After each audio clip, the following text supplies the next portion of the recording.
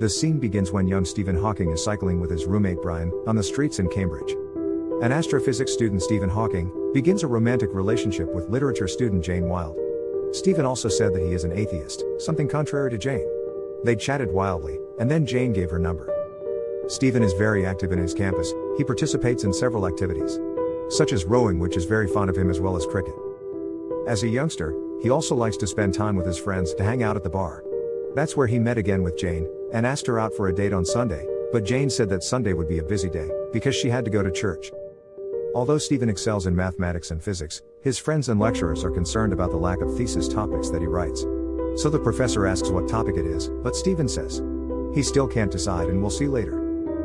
In the meantime, Stephen and Jane's relationship is getting closer. They often spend time together. Stephen even invites her to the house for dinner. Jane introduces to his family.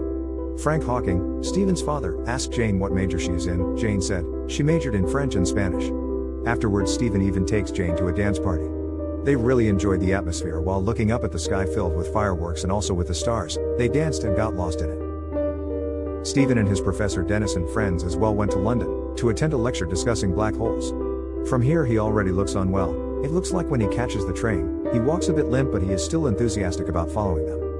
Stephen speculated that the black holes might have been part of the creation of the universe, and he decided to write about them from. While doing research, Stephen began to experience a malfunction of his muscles, which caused him to fall and hit his head.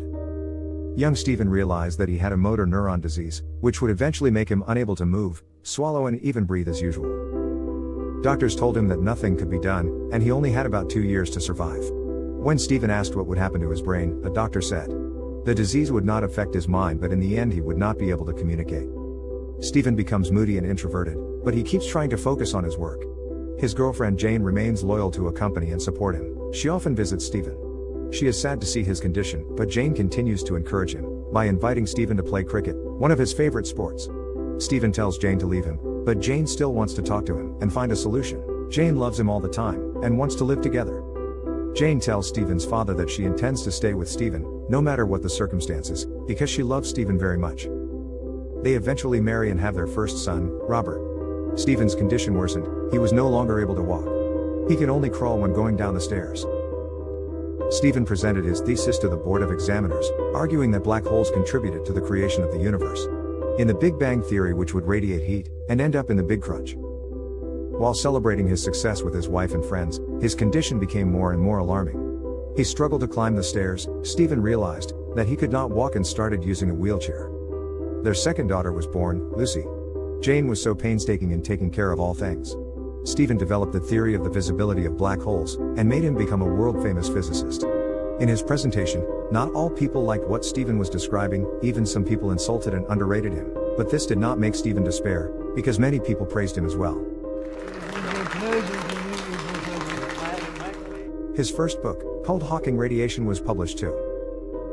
But most of all, Stephen and Jane live happily, as well as their children who grow up healthy and smart. Jane's focus on the growth of children and Stephen's health, coupled with the increasing fame of her husband. She could not finish her thesis, which made her frustrated. Stephen tried to comfort her by saying that we are fine like any other normal family, and to calm things down, they went on vacation. When they were eating, suddenly Stephen choked. Jane suggested to him to see a specialist doctor, but he refused. Jane looks sad and upset at the same time. To remedy her frustration, at the suggestion of her mother, Jane joins the church choir, where she meets a widower named Jonathan, and they become close friends. Jonathan also offers to become a piano teacher for his son. Jonathan became close to the family. He did not hesitate to help Stephen, who was sick, supported Jane, and spent time with Jane's family. On the sidelines, Stephen and Jonathan chatted together in the park. Jonathan said that he was married, but unfortunately, his wife had died because of leukemia a year ago. Days went by, the intimacy between them was getting stronger. Jonathan was always there to help. One day when they went on vacation to the beach, Jonathan carried Stephen just to feel the sand.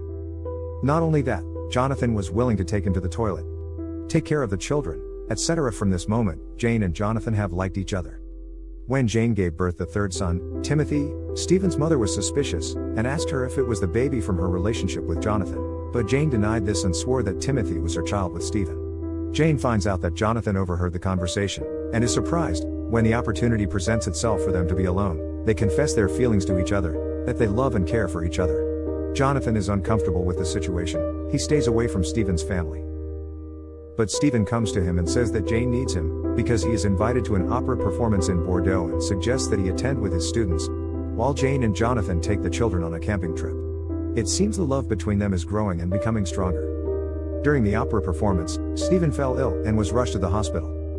While in the hospital, the doctor informed Jane that Stephen had pneumonia, and needed a tracheostomy, i.e. to make a hole in his neck to help with breathing. If he wants to survive, the consequence was that Stephen could no longer speak. Jane agrees to the operation for the sake of her husband being healthy again. Jane hires an assistant, Elaine Mason, for Stephen. She will take care of all his needs.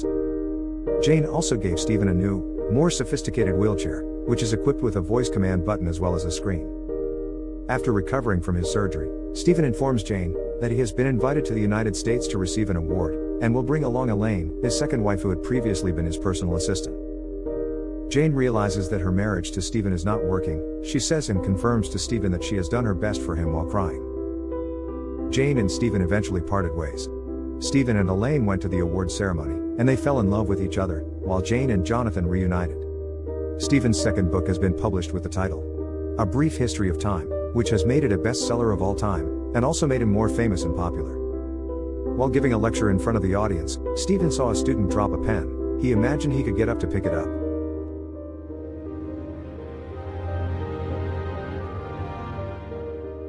He was on the verge of tears, remembering how his illness had affected his life so profoundly. He continued his lecture by giving a very inspiring speech while saying, "There should be no limit for human endeavor. We are all different. No matter how bad life is, there will always be something you can do and succeed. Where there is life, there is hope," ended with a very lively applause from the audience. Stephen invited Jane to meet Queen Elizabeth II, when he was made a member of the Order of Honorary Friends. They spent a happy day with the children. Then Stephen said, "Look, what we have made."